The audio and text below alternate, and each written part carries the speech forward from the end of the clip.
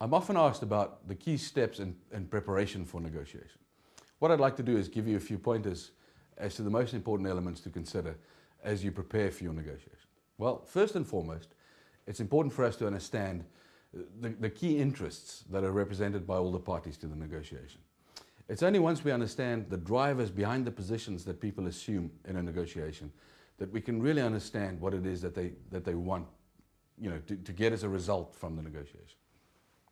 Once we understand what people want from the negotiation, then we can start to think about the most appropriate strategy that we want to follow in the context of this negotiation. Perhaps we want to be collaborative, perhaps the interests tell us that we need to be competitive in our approach. We might decide to compromise, we might even reach a decision not to engage in negotiation at all. Once we've decided on the most appropriate strategy, well, then it's important to think about the kind of tactics that we want to deploy so that we can execute that strategy in the most effective way. And of course, there are a whole host of tactics that we can consider, too broad for a brief discussion. Once we've thought about the kind of tactics that we can use to support our negotiation strategy, it's useful to think about the specific deal objectives. So think about perhaps the order of the items that you want to achieve in this negotiation. What represents for you the biggest weighting in the context of all the objectives that you have. So what's the highest priority? Also think about this from your counterparty's perspective. Once you've identified all these objectives that you want to achieve in the negotiation, it's useful to associate with each of those an aspirational goal and a minimum acceptable level so that you can determine what the zone of possible agreement is. Once you've decided on these deal objectives, it's useful to think about some of the process elements.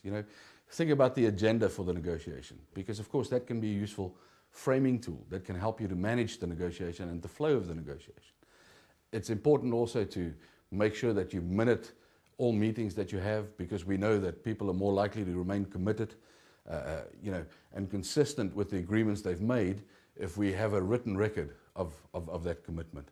It's important to think about the people that you will involve in the negotiation. So who will be the team members? What are the specific roles within that team?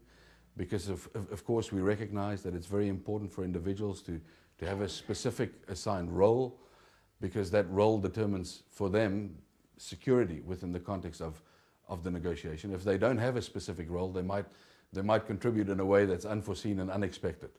Once you've considered some of these process elements, it's useful, of course, to think about the cultures that will be represented in this negotiation, so that you're mindful of the cultural connotations, that you're sensitive to that.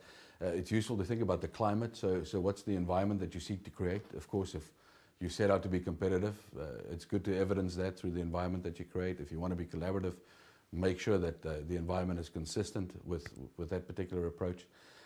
Think about some of the interpersonal elements. Think about some of the principles of persuasion that might be relevant in this context, so that your arguments can be more persuasive.